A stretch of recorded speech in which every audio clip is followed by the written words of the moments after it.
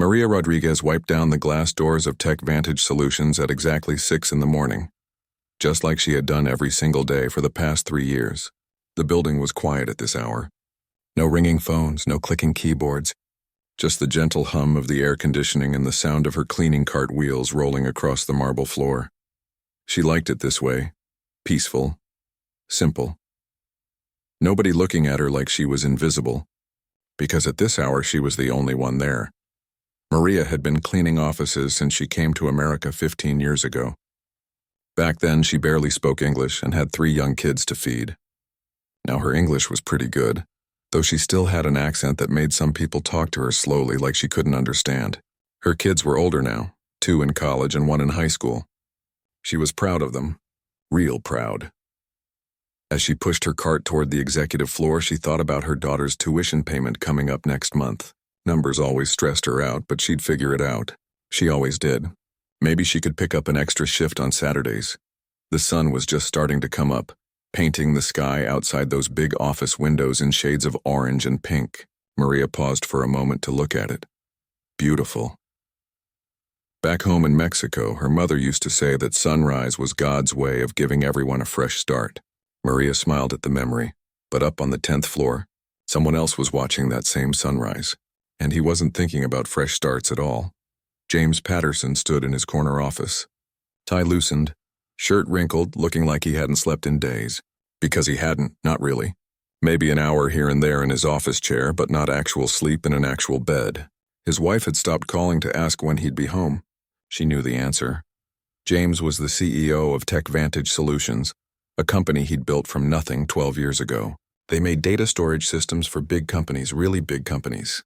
The kind that handled millions of people's information every single day. Banks, hospitals, government agencies. And right now all of those systems were failing. Not sometimes.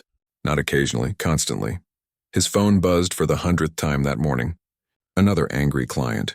Another lawsuit threat. Another disaster he couldn't fix. He didn't even look at it anymore.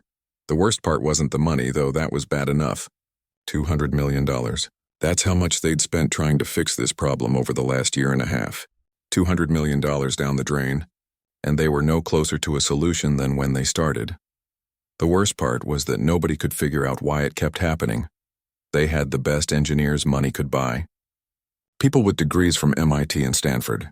People who'd worked at Google and Amazon. Smart people. Really smart people. And they were all stumped. The system would work fine for a few hours, sometimes even a few days. Then suddenly, boom, everything would crash. Customer data would get stuck in limbo. Transactions would fail. And James would get another furious phone call from another CEO threatening to take their business elsewhere. Last week, the board of directors had called an emergency meeting. They didn't say it directly, but James knew what they were thinking. If he couldn't fix this soon, they'd find someone who could. Someone who wasn't him. The company's stock price had dropped 40% in 6 months. 40%. Investors were panicking. Employees were updating their resumes. And James was running out of options. He looked at his reflection in the office window. When did he get so old? Gray hair at his temples, lines around his eyes. He was only 42, but he looked 50. This company had been his life, his dream, his everything. And now he was watching it fall apart piece by piece, and he couldn't stop it. His assistant knocked on the door at 7:30. Mr. Patterson? The emergency meeting starts in 30 minutes. The engineers are already gathering in conference room A. James nodded. Another meeting. Another round of technical jargon and complicated explanations that all added up to the same thing. We don't know what's wrong. We don't know how to fix it. He grabbed his cold coffee from the desk and headed downstairs.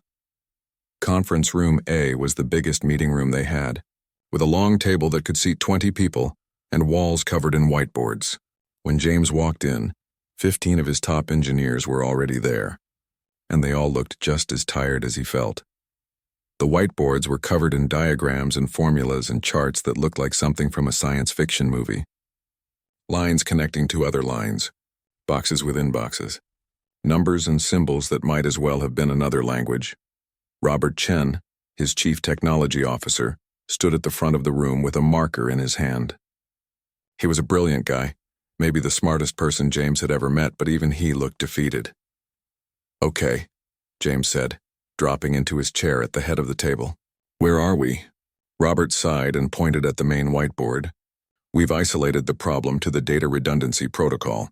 When multiple servers try to access the same information simultaneously, something in the system gets confused about which server has priority. It's like they're all fighting each other for control, and in the fight everything crashes. And we can't just tell one server to go first? James asked. We've tried that. 16 different variations of that. The problem is we don't always know which server needs priority until after the request comes in, and by then it's too late. The system's already breaking down. Another engineer, Lisa Wong, chimed in. We thought about implementing a queue system, but that would slow everything down too much. Our clients need instant access. If we make them wait, even just a few seconds, they'll leave for a competitor. James rubbed his temples. This was the same conversation they'd been having for months. Different words, same problem. What if we add more processing power? Someone suggested. We tried that, Robert said. Doesn't help. More power just means more servers fighting for the same resources. What about redesigning the whole architecture from scratch? That would take 3 years and probably $1 billion. We don't have 3 years. We might not have 3 months. The room fell quiet. Everyone knew what that meant. If they couldn't fix this fast, there wouldn't be a company left to fix. James stood up and walked to the whiteboard, staring at all those diagrams like maybe if he looked long enough the answer would just appear. But it didn't, it never did. All right, he said finally. Let's go through it again, step by step. There has to be something we're missing. And so they did. For the 10th time, the 20th time, maybe the 100th time. Talking through the same technical details, the same failed solutions, the same dead ends. Nobody noticed when the cleaning lady came in at 8 o'clock to empty the trash bins. Nobody ever did, but Maria noticed them. She always noticed everything. Maria pushed her cleaning cart quietly into conference room A, keeping her head down like she always did. She'd learned a long time ago that people preferred it when she stayed invisible. They didn't want to make eye contact or feel obligated to say good morning. They just wanted their trash emptied and their coffee stains wiped away. She could hear the tension in the room before she even looked up. Voices were raised, not in anger exactly, but in frustration. The kind of frustration that comes from beating your head against the same wall over and over again. We've been over this 1,000 times, Robert, one of the engineers was saying. The problem isn't the queue system itself. It's how the system decides what goes in the queue. Then we changed the decision algorithm, Robert shot back. We've changed it 16 times. Maria moved to the corner of the room where the trash bin sat overflowing with empty coffee cups and crumpled papers. These people had been here all night, she could tell. The coffee cups were stacked like a tower, and someone had ordered pizza. The empty boxes were stacked on the side table. She began collecting the cups, placing them carefully in her trash bag. The paper was thin and the coffee was cold, but some cups still had a bit of liquid in them. She had to be careful not to spill.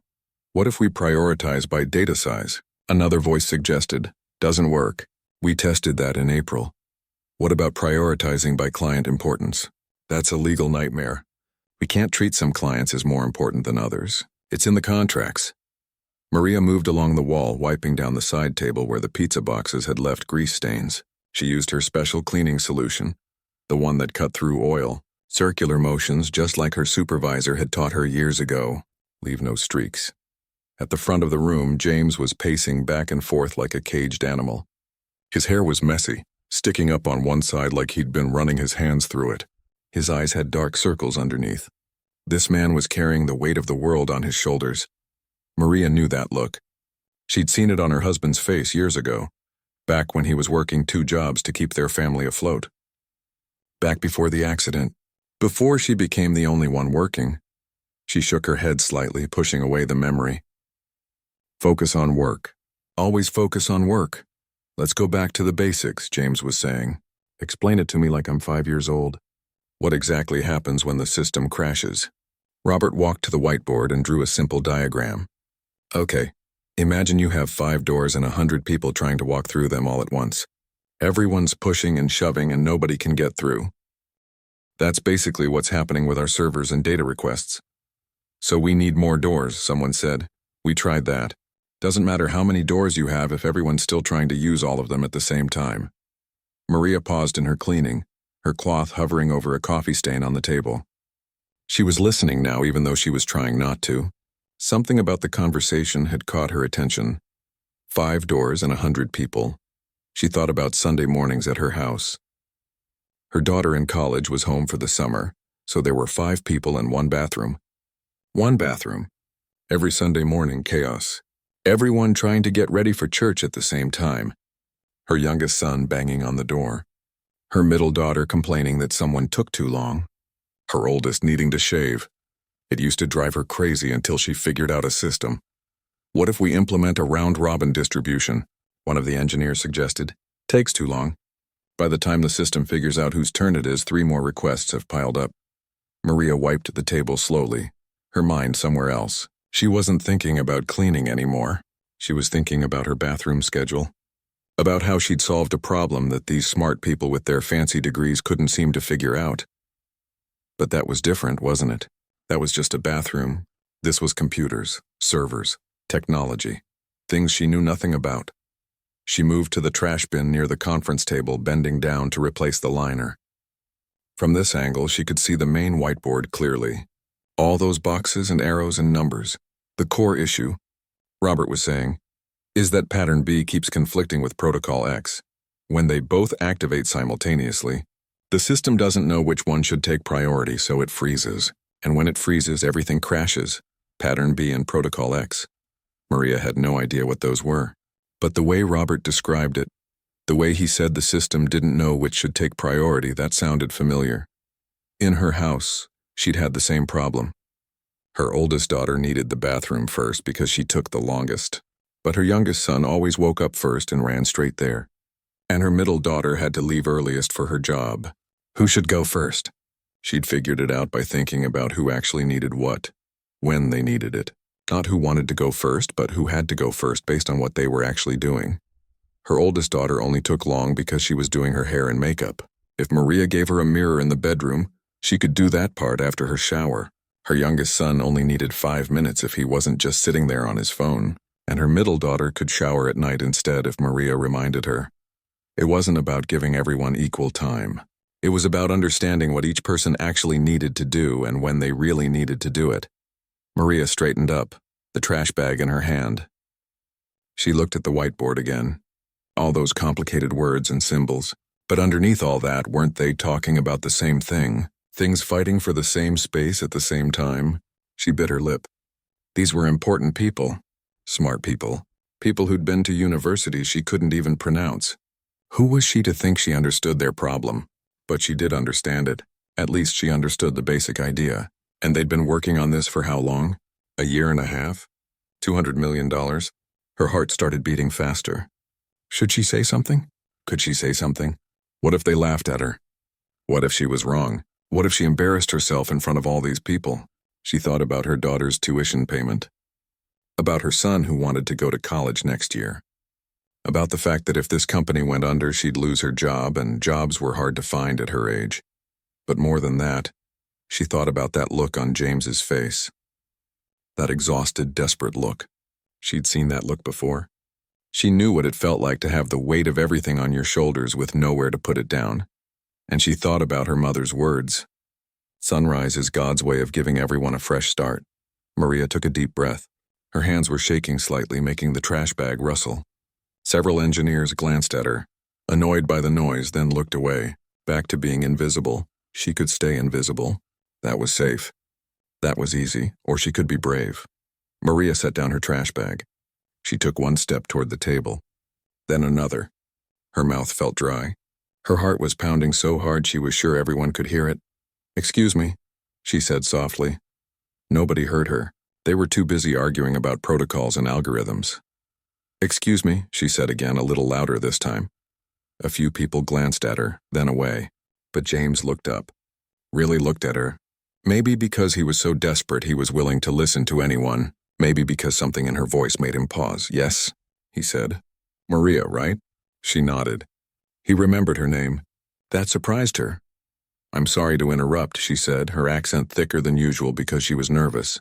"But I was listening and I don't know computers, but..." She trailed off. 15 pairs of eyes were on her now.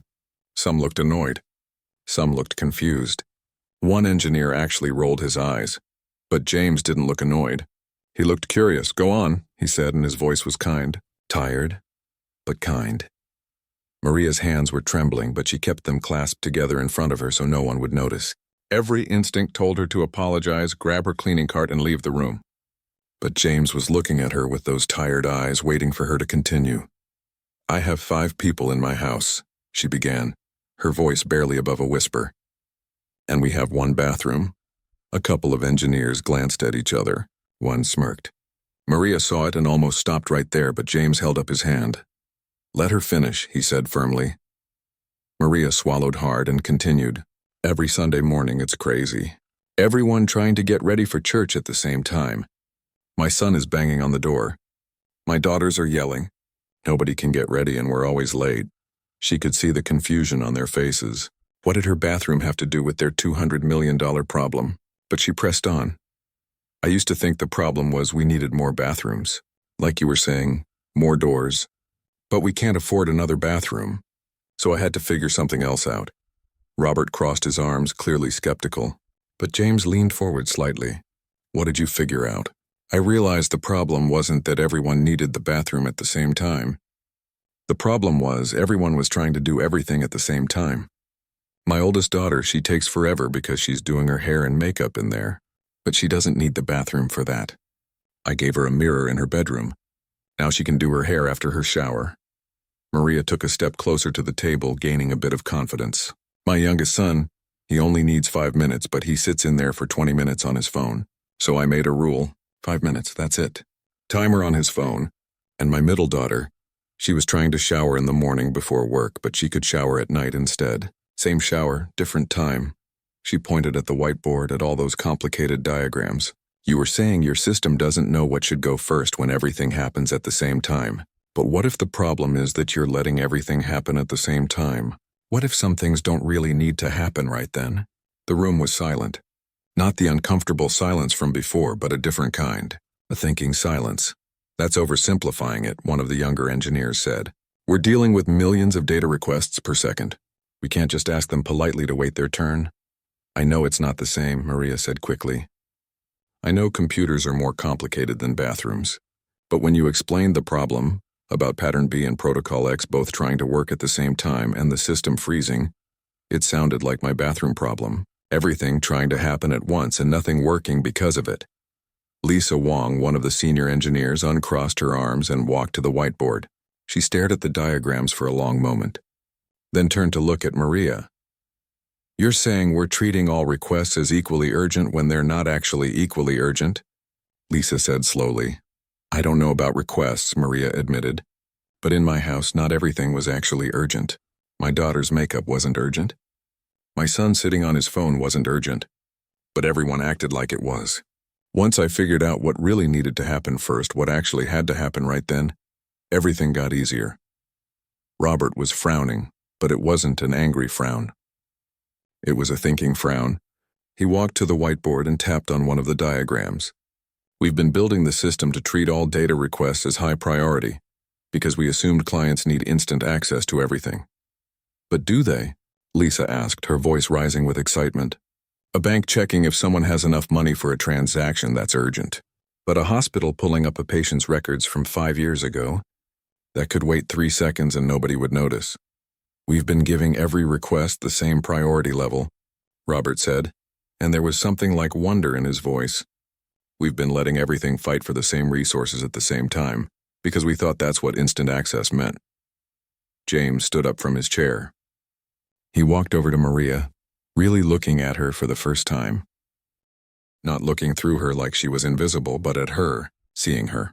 Maria, he said, how long have you been cleaning this building? 3 years, Mr. Patterson. Have you heard us talking about this problem before? She nodded. Sometimes. I try not to listen, but sometimes I hear things while I'm working. And you thought of the bathroom solution when? Just now. When you were talking about the 5 doors and 100 people, it reminded me of Sunday mornings. James laughed.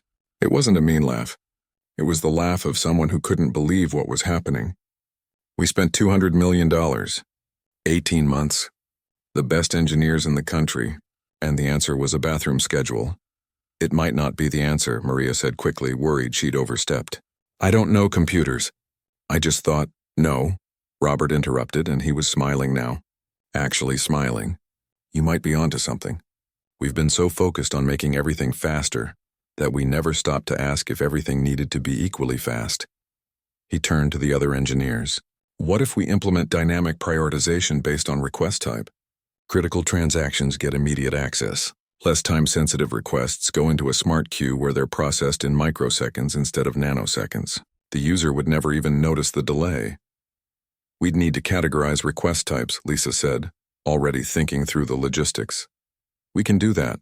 We have the data on what kinds of requests come through. We can build an algorithm that learns to recognize what's urgent and what can wait. Another engineer jumped in. And if we're not trying to process everything simultaneously, we reduce the conflict between pattern B and protocol X. They're only conflicting because they're trying to access the same resources at the exact same moment. The energy in the room had completely changed. 10 minutes ago, everyone looked defeated. Now they were energized, talking over each other, rushing to the whiteboard to sketch out new ideas. Maria stood there, forgotten again, but this time she didn't mind. She watched these brilliant people take her simple idea and turn it into something she didn't fully understand. Technical terms flew around the room. Someone mentioned algorithms. Someone else talked about machine learning.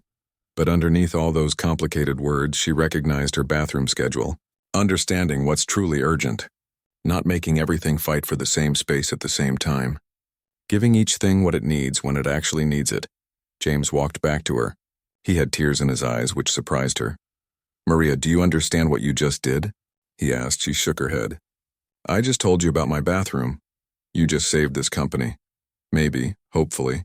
We have to test it, build it out, make sure it works. But this is the first real breakthrough we've had in 18 months. The first new direction that actually makes sense. Maria felt her own eyes getting wet. Really? Really? He paused, looking at her like he was seeing a whole different person than the cleaning lady who'd been invisible for 3 years. How did you think of it? Not the bathroom thing. But how did you make the connection to our problem? Maria thought about it. I don't know. I just listened.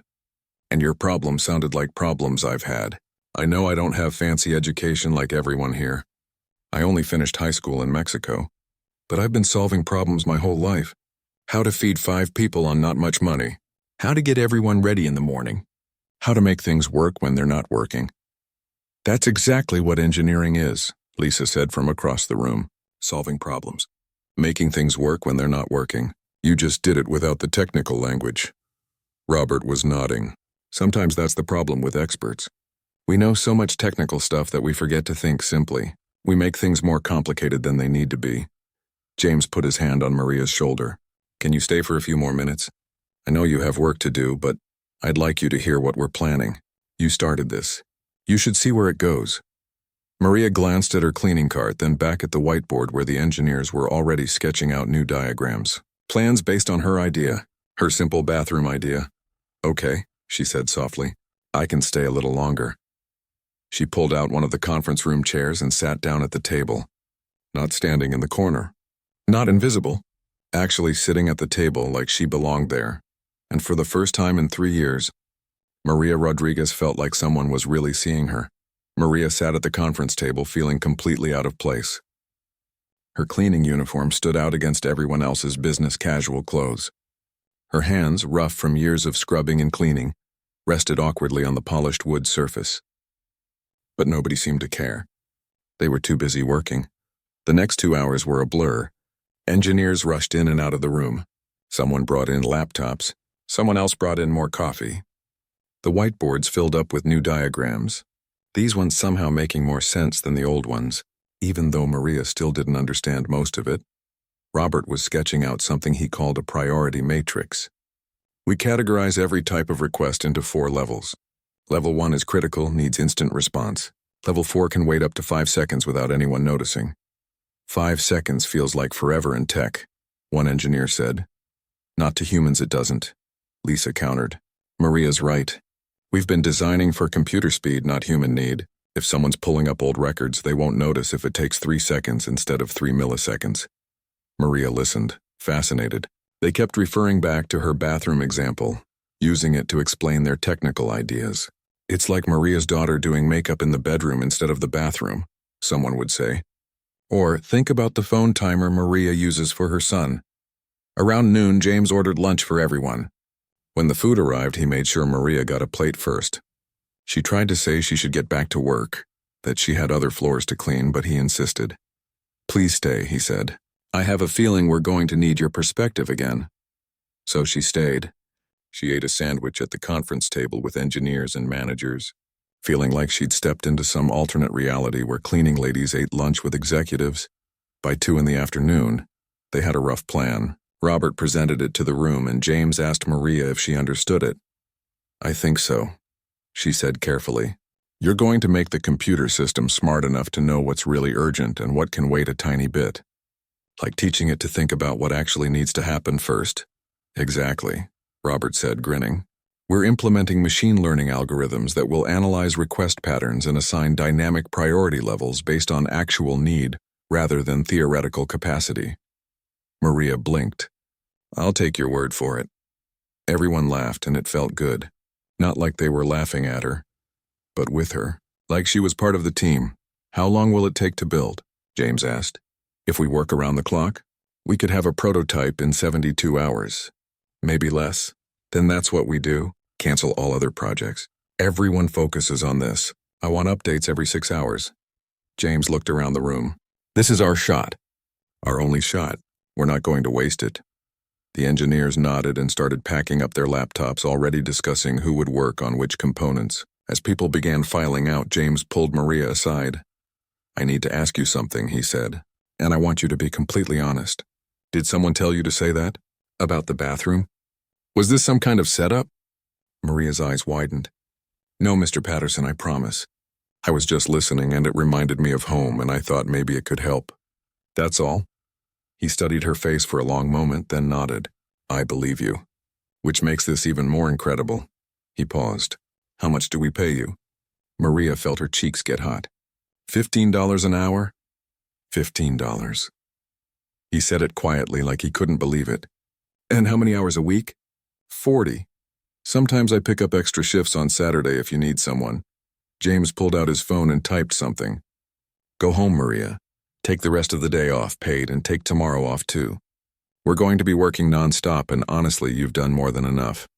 But the building will survive being a little less clean for a couple days. Go home, be with your family. We'll call you when we have news." Maria didn't know what to say. She just nodded, collected her cleaning cart, and headed to the elevator. As the doors closed, she could see James on his phone, pacing, already making calls. The man had energy now, hope. That defeated look was gone from his eyes. She pulled out her own phone and called her daughter. "Mija, I'm coming home early. I'll pick up groceries and make your favorite dinner. Yes, the chicken enchiladas. I'll tell you about my day when I get home. You won't believe it. The next 72 hours were the longest of Maria's life. She went back to work on Thursday, but everything felt different. Engineers she'd never spoken to before said hello to her in the hallways. One even thanked her for her idea. Security guards who usually just nodded now asked how she was doing. Word had spread through the building somehow. The cleaning lady who solved the impossible problem. But Maria tried not to think about it too much.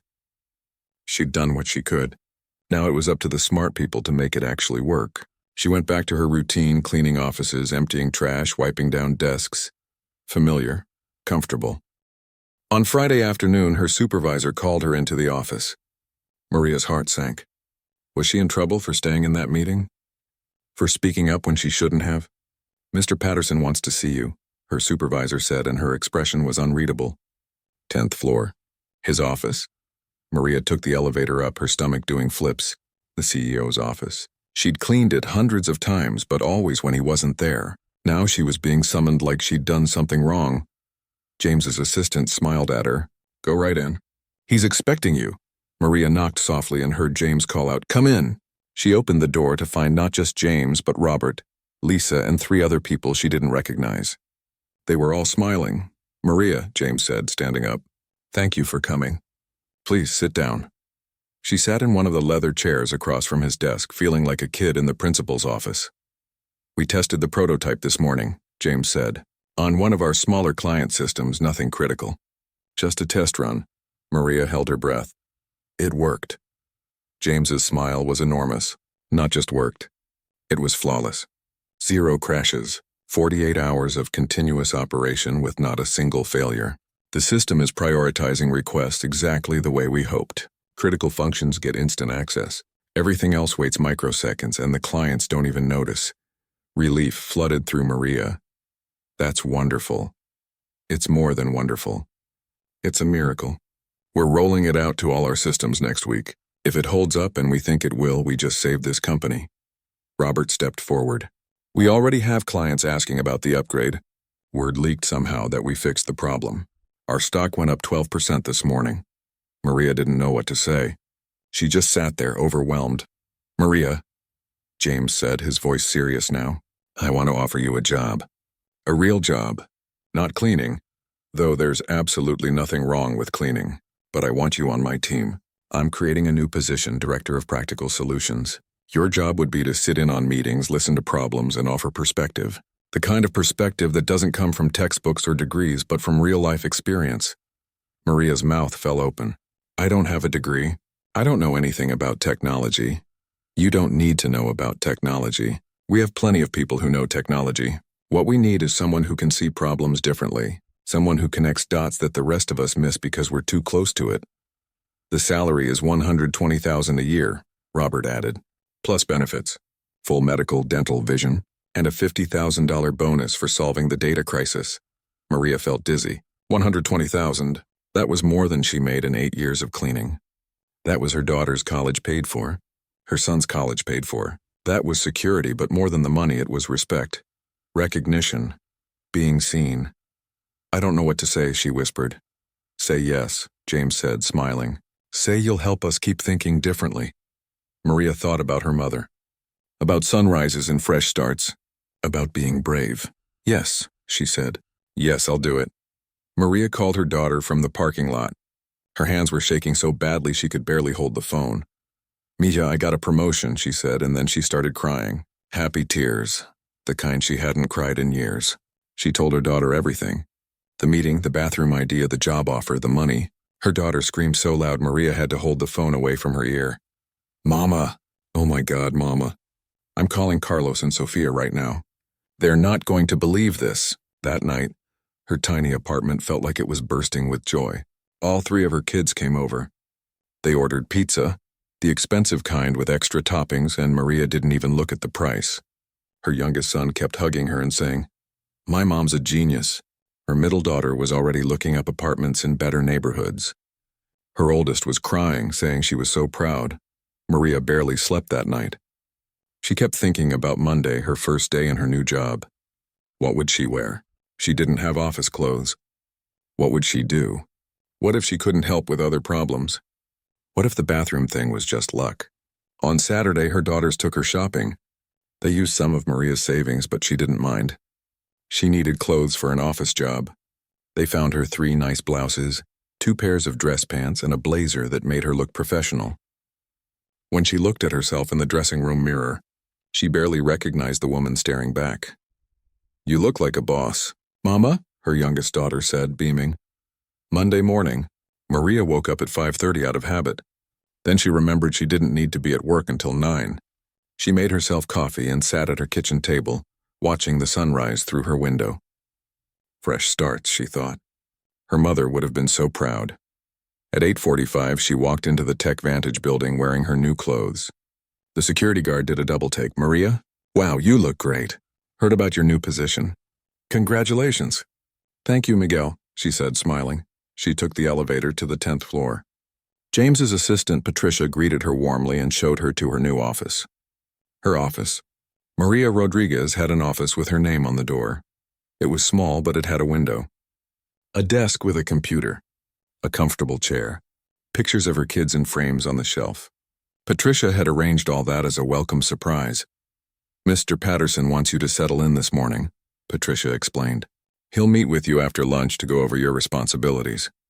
But he wanted me to tell you something important. You're not expected to have all the answers. You're just expected to listen and share your thoughts. That's it. Maria nodded, feeling some of her anxiety ease. The first week was overwhelming. James had her sit in on different meetings across different departments. Marketing meetings about ad campaigns, product development meetings about new features, HR meetings about employee retention. She felt lost most of the time, drowning in jargon she didn't understand, but she listened, really listened, and slowly she started noticing things.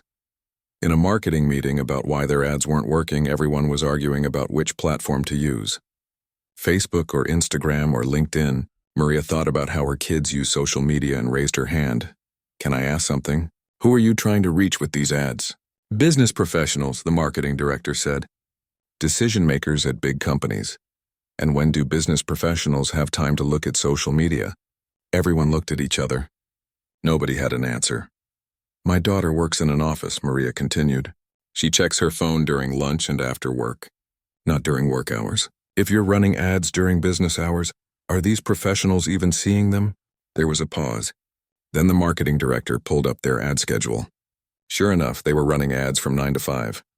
We need to shift our ad timing, he said slowly. Run them early morning, lunch hour, and evening, when people are actually on their phones. It seemed obvious once Maria said it, but nobody had thought of it. 2 weeks later, in a product development meeting, engineers were arguing about adding more features to their software. The product was getting complicated, they said, but customers wanted more capabilities. Maria listened for a while, then spoke up. Can I ask something? Do customers want more features, or do they want the current features to work better? The lead developer looked confused.